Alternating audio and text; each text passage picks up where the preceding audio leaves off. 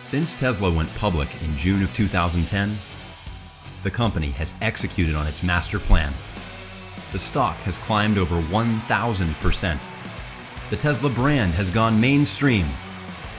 And Elon Musk has risen to rockstar status. But in this video, we'll rewind before the IPO and investigate the surprising history of the electric car. I'll give you a behind-the-scenes look at the technology, the drama, and the bizarre series of events that led to the company's creation. Plus, what does this barbecue, a smart car, the card game Magic the Gathering, this restaurant, and these girls have to do with Tesla? Find out coming up. My name is Jonathan Duran. Let's talk Tesla.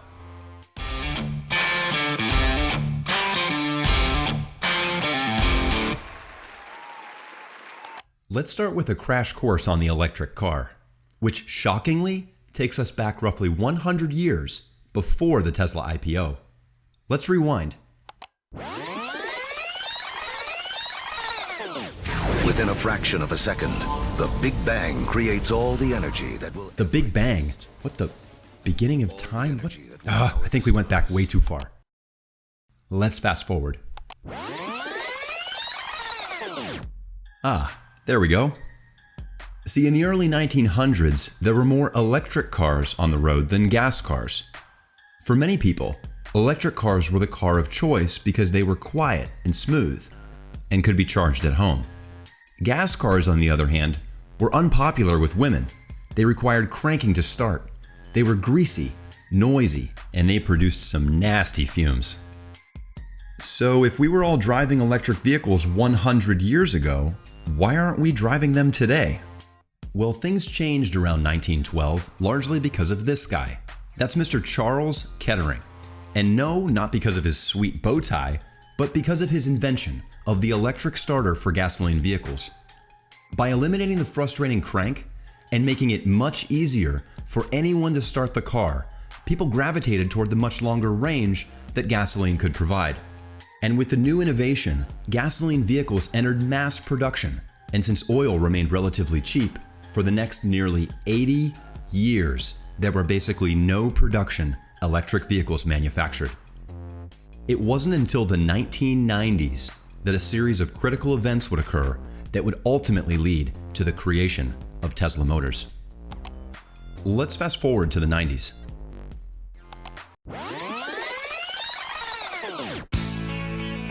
What the? Hey, no. Cut that out. No. Stop it. Put the umbrellas away. I gotta get a better handle on these special effects. Now, where were we? All right, the 90s. What I was gonna say was that in the 1990s, General Motors was newly optimistic about electric vehicles. In fact, in April of 1990, GM announced that their electric concept car called the Impact would become a production vehicle. And this was big news.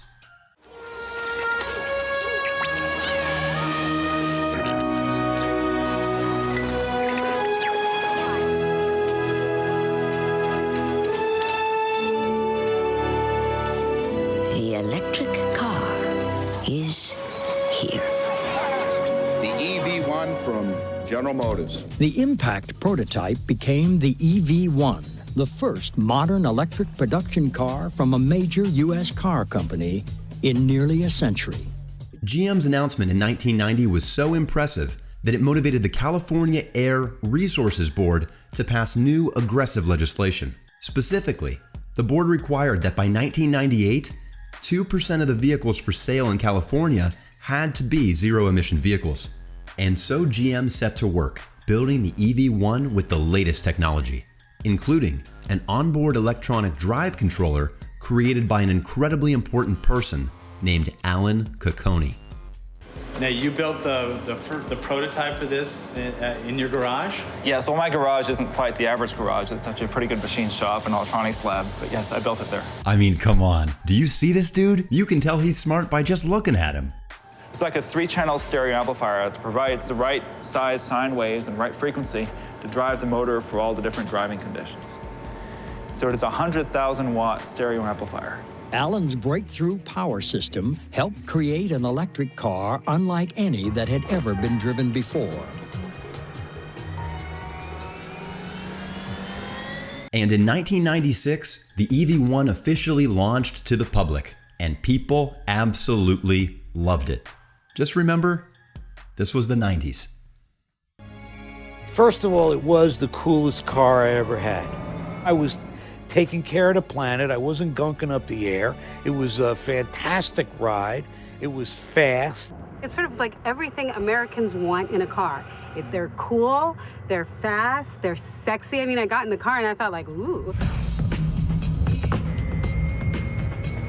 It was fairly reasonably priced. It was between $250 and $500 a month. I haven't tried accelerating too much because there's too many cops around. I'm afraid I'll get a ticket. I'll be too excited. Believe it or not, that sucker goes. That thing will take you down the PCH so fast you could get a ticket. But surprisingly, amidst the positive public perception of the EV1, things became cloudy at GM and the skies darkened as they started to realize they had created a serious problem. In order to sincerely market a clean car, you have to suggest that your core product is dirty, and that it uses oil, and that it uses gas, and that it increases our dependence on foreign oil. And here's this product that doesn't. It looks very schizophrenic, but I think when it started, we could show the people in California we can meet the zero emission requirements. And later on, so do we want to show them that we can meet it? That means all of our other cars. But the more it caught on, the more that there was this dichotomy between clean and efficient and non-polluting versus a suburban. Car companies had convinced themselves that they could not make money in the short term with the electric car. In order to do that, they would need an entirely different vehicle. General Motors made a commitment to the Hummer because they could see the Hummer would make them money. With fear that an electric revolution would eat into their short-term profit margins, GM launched an effort to kill their very own EV1, and they started by attacking the zero emissions mandate. Automakers took the fight to a new level. They sued California's Air Resources Board. GM led the lawsuit, soon joined by Chrysler and several auto dealerships. As California withered under the pressure, the car makers found a powerful new ally: the federal government. With the added pressure from the Bush administration, California dropped its mandate, and GM was no longer required by law to produce a zero-emission vehicle. But there was one problem remaining. If the EV1 was still on the road, GM would need to offer spare parts and provide a service infrastructure for a minimum of an additional 7 years. So in 2003, to circumvent the rule and avoid the cost of maintaining their existing fleet, GM officially ended their electric car program and decided to remove all of the EV1s from the road. But how could they do that? You can't just take people's cars away. Wrong. Turns out, the cars were only offered to customers in the form of a lease. I wanted to release my car, and they wouldn't let me. I've never had a product I've had to beg and fight and cajole and persist so much to get, and then had to try and beg and fight and find any way possible to try and keep. Well, they did not give the option to buy. They didn't give you an option to buy. They said, thank you for leasing the car. Turn it in now. Turn it in by it. such and such a date, or you're going to be held liable. GM had very quietly gone about taking cars back without anybody saying very much, other than some of the drivers that complained about having their cars taken away, but never in a big organized fashion. So they had no choice but to turn them in or, face the legal consequences of basically stealing a car. And you might be wondering, what was GM going to do with all these reclaimed EV1s? Initially, they hauled the cars to temporary parking lots. But then, in a move straight out of a supervillain playbook, GM loaded the EV1s on trucks, hauled them away, and crushed them for scrap material.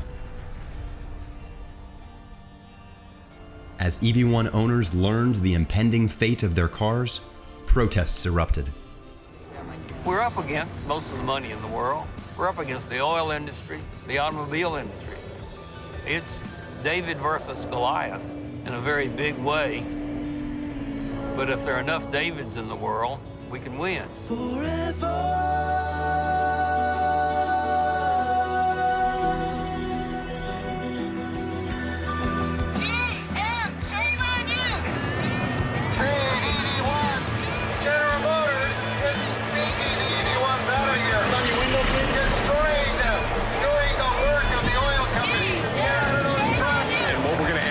Is just to give us maybe just to the grass there, if you just get out of the driveway for us so we don't have to put hands on anybody. Thank you.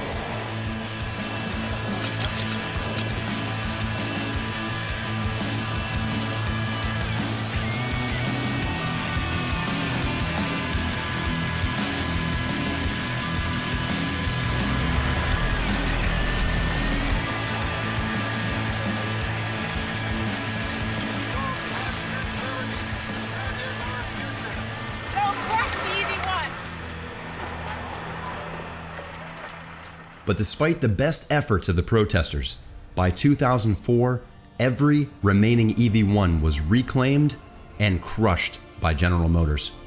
But as it turned out, GM's actions served as a critical motivator for an individual that would later become an industry titan. Enter Elon Musk.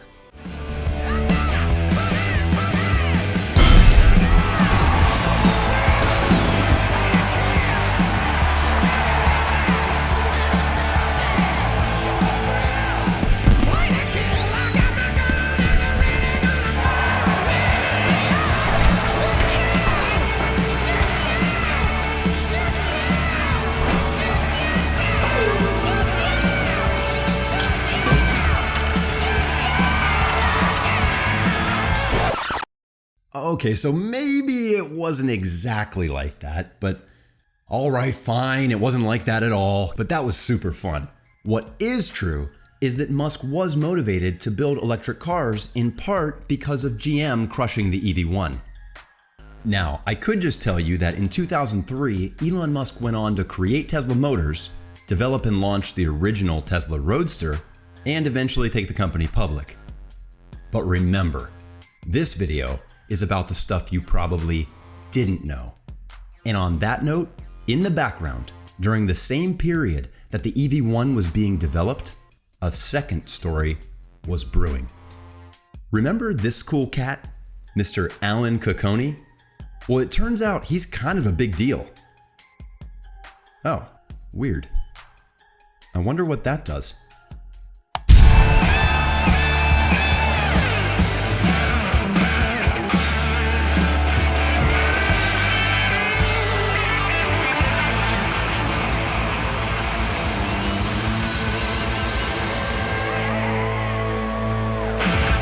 Well, that was not exactly what I was expecting, but hey, I'm sure Al's a big hit with the ladies. Anyway, what I was gonna say was that after he created the drive controller for GM's EV1, Alan went on to start a company called AC Propulsion in 1992, with the intention of creating a new, high-performance electric sports car called the T0. And with help from his CEO, Mr. Tom Gage, they gave themselves a challenging goal. We wanted the T0 to be the start of a new automotive era. It was built with one objective: to be faster and more efficient than any other car on the road. And it was. In 1997, AC Propulsion launched the T0 prototype. The car was fast as hell. It could accelerate 0 to 60 in about 4 seconds. But initially, it did have a few shortcomings. It was still using the old lead-acid batteries, so its range was limited to only about 80 to 100 miles. And worse than that, it did have some drawbacks, like it did not have a roof or doors, or any safety systems. Airbags. Or airbags. And the battery was air-cooled instead of liquid-cooled, so it would overheat very quickly. So it was certainly not something that you could sell to the general public. But that didn't stop them. In the early 2000s, That's when AC Propulsion met entrepreneurs Martin Eberhard and Mark Tarpenning, who, funny enough, actually met playing the card game Magic the Gathering, where I guess they would have these lengthy discussions and realized a lot of their thinking was aligned. And in an earlier business back in 1998, they had created one of the first ebook readers on the market, and generally, these were the kind of guys that went looking for tough problems to solve. So they took what they learned from their ebook business and tried to apply it to a much larger challenge. We had learned about what was then fairly new, lithium-ion batteries. As we transitioned from nickel metal hydride batteries to lithium-ion batteries, we realized that these were much, much better. And so, sort of before we really got serious about it, the question we asked ourselves is, could you take that battery system that we built into a handheld piece of electronics and scale it up all the way to the size of a car? So we did a bunch of math and a bunch of doodles on napkins to see if the design would work, and we concluded, yes, it would. It wouldn't be easy, but it was feasible. And it was radically, radically better than any other electric car batteries. So with a new challenge ahead, Eberhard commissioned AC Propulsion to build him a custom conversion of the T0 that would replace the old batteries with these new lithium-ion batteries that had 8 times the energy storage density. And so after the battery upgrade, it was a rocket ship. We had a few impromptu speed contests. The T0 never lost. Ferrari, Porsche, Corvette, Viper, Lamborghini. It was always a winner. The T0 could now go 0 to 60 in 3.6 seconds, and the range had increased to nearly 300 miles per charge. After seeing the improved performance, Eberhard tried to convince Gage to seek funding and build a production version of the T0. But Tom Gage was already interested in another project, so he declined. But Eberhard was determined, so he went to his business partner, Mark Tarpenning. I've been saying we should start a car company. He's like, you're nuts. We really should do this. There's an opportunity here. You're nuts. And I came to Mark and I said, hey, Mark, what do you think of the name Tesla Motors? And he doesn't say anything. He taps for a few minutes on his laptop and says, oh, we own the domain name. that was when I knew I had him. Yeah. And so in July of 2003, Tesla Motors was born, with Martin Eberhard assuming the position of CEO. But you're probably wondering, where the heck is Elon Musk? Well, to answer that, we need to go back to our friend Alan Cocconi from AC Propulsion, who is clearly having way too much fun in that suit. See, Cocconi had connected with J.B. Straubel, who is currently Tesla's chief technical officer, but who was studying engineering at Stanford at the time. In fact, my first ride in an electric vehicle was in a car that Alan Cocconi, who was the principal engineer and one of the founders of AC Propulsion, built. And I was back in college still at the time. But that's part of what convinced me that EVs had such an amazing potential and such an amazing future. So after being blown away by the ride in AC Propulsion's T0, of course, JB goes and tells Elon that he has to get a test ride too. And I was like, wow, this is awesome. And I tried my hardest to convince AC Propulsion to commercialize the T0. I mean, I tried, I can be pretty persistent about these things. And I was like, guys, you've got to show the world that this is like real, and prove to the industry that they're wrong about electric cars. But once again, Tom Gage from AC Propulsion declined because of his other project. But he tells Musk, hey man, there's actually a couple other guys, Martin Eberhard and Mark Tarpenning, that are actually borrowing the T0 right now, and they're interested in the same thing, so why don't you go talk to them? Well, coincidentally, at the same time Tom Gage recommended Musk go meet up with Eberhard and Tarpenning, they were already out seeking funding from some other heavy hitters in the tech industry, and they received a similar recommendation. See, they drove the T0 to a popular deal-making spot in Woodside, California called Buck's Restaurant, and no, not just for the amazing pancakes, but to meet with these guys, the founders of Google, Larry Page and Sergey Brin. Eberhard was looking for an investment, but while the Google guys were super interested in the project, there was one small problem. Google had not gone public yet, so they didn't have any money to invest. But in an incredible example of the world being smaller than we think, the founders of Google said to Eberhard, call Elon, he's got money. And so in 2004, the two sides that were simultaneously but separately pursuing the same goal joined forces, and with licensed technology from AC Propulsion and a $7.5 million Series A round funded primarily by Musk himself, the team began their journey to commercialize the electric car. The Tesla Motors Dream Team was assembled. Well, mostly. There were a few minor knowledge gaps regarding the auto industry. We had no idea what we were doing. Like, we had no, like, how the hell do you build a car? Like, no idea. It's got wheels, it's got a body, it's motor. I guess more accurately, it kind of seemed like the Dream Team faced more nightmares than anything else, many of which came in the form of supply chain challenges. Not surprisingly, it was extraordinarily hard to get good quality product at the rate we needed from these suppliers. We started building battery packs actually in Thailand, in a not very with a contract manufacturer who, I mean, they were well-intentioned but had no idea how to build battery packs. Yeah, actually, it was a barbecue manufacturer. It was a barbecue manufacturer. And speaking of which, there were many moments where the company was about to go up in flames. But somehow, against all odds, Tesla Motors always found a way to get funding, even when things would go terribly wrong, like in 2006, when the Google guys got their second chance to invest in the company. In fact, I remember, like, in the early days giving a test drive to Larry Page and Sergey Brin, who I've known for a long time, and there was some, like, bug in the system, and damn it, like, the car would only go 10 miles an hour. It's like, look, I swear, guys, it goes way faster than this. Anyway, but they were kind enough to put a little investment into the company nonetheless, despite the world's worst demo. And so after dodging yet another bullet, it was time to launch the product the team had been working on for 5 years. The first Tesla Roadster was ready.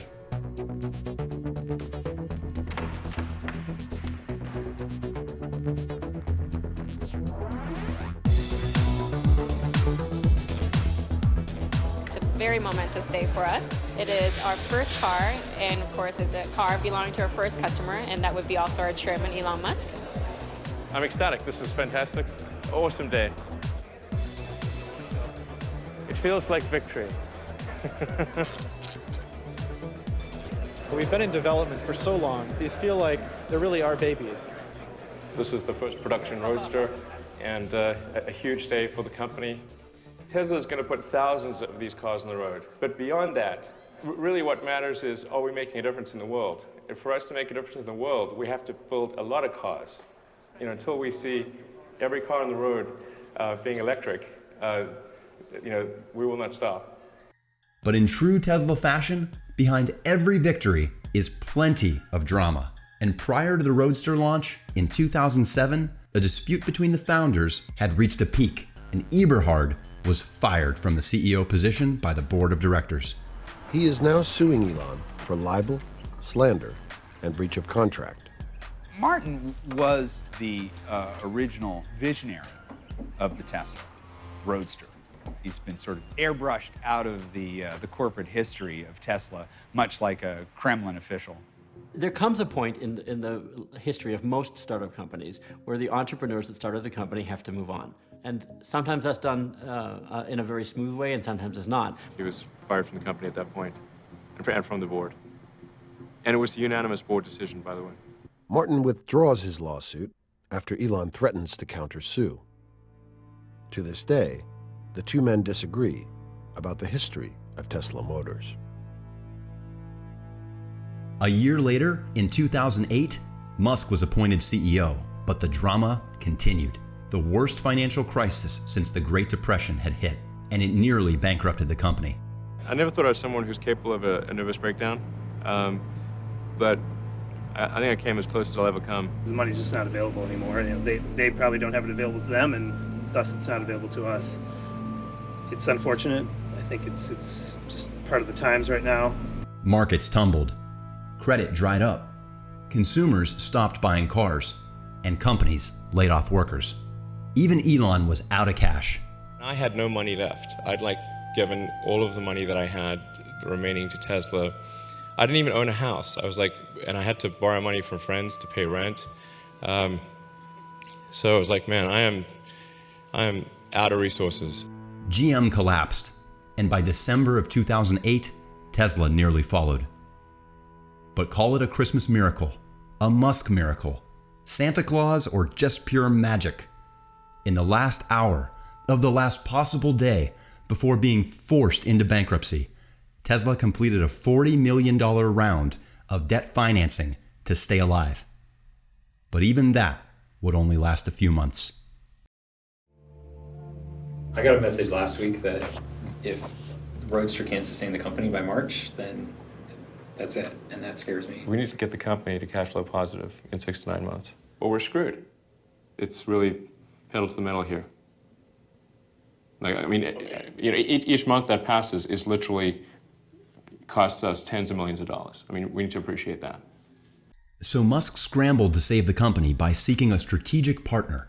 He flew to Stuttgart, Germany, and set up a special meeting with the head of Daimler Research and Development.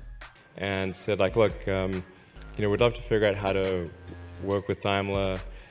Is there anything that you guys need on the electric vehicle front? Is there anything we could do? And he said, well, you know, they want to make an electric smart car, but they don't have a good source for the battery and powertrain. So I was like, okay, this sounds like maybe we could help here. So with wheels turning about how a new electric smart car might work, Musk returned to the US to share the plan with his team. So then immediately, as soon as I left that meeting, I called JV and it's like, JV, we have 3 months to make a working electric smart car.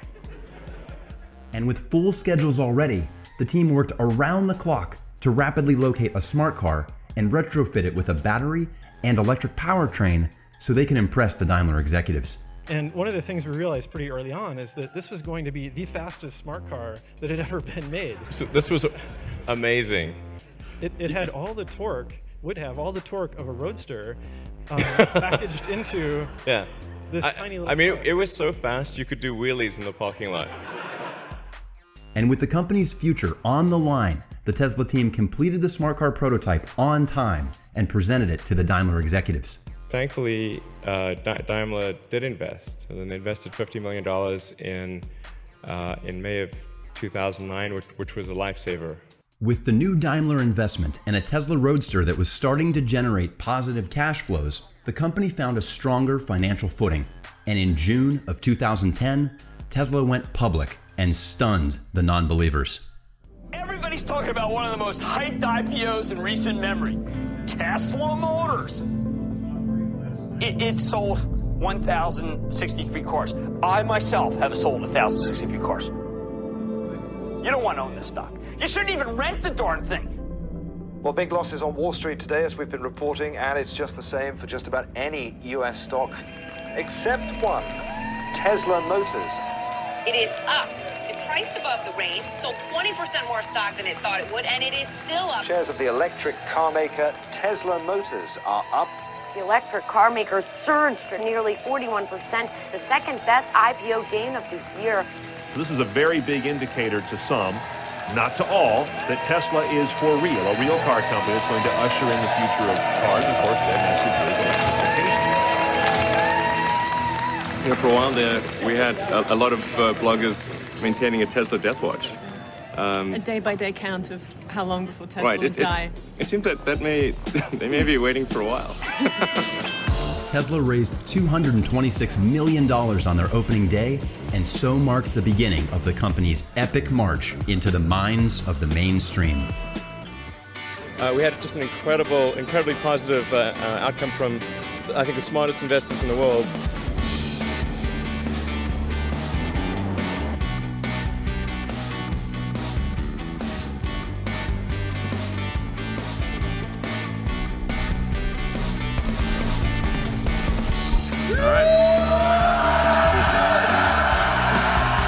Welcome everyone to the Model 3 unveil. We have an amazing product to show you tonight. The key to Tesla's program here in Kauai, this huge solar farm, generating electricity that will be stored in 272 Tesla power packs. Talk about what goes into making the Model 3. Frankly, we're going to be in production hell. Welcome. I'm going to tell you about everything that this truck can do. It blows my mind. I think it'll blow yours. our Fremont car factory, where we are right now, and that's going to ultimately produce 500,000 Model 3s and about 100,000 combined S and X vehicles, and maybe more if we can do it. If you liked this video, please subscribe. Follow me at Talk Tesla on Twitter and support me on Patreon if you'd like to help me create more videos just like this one. Once again, my name is Jonathan Duran, and thank you for watching.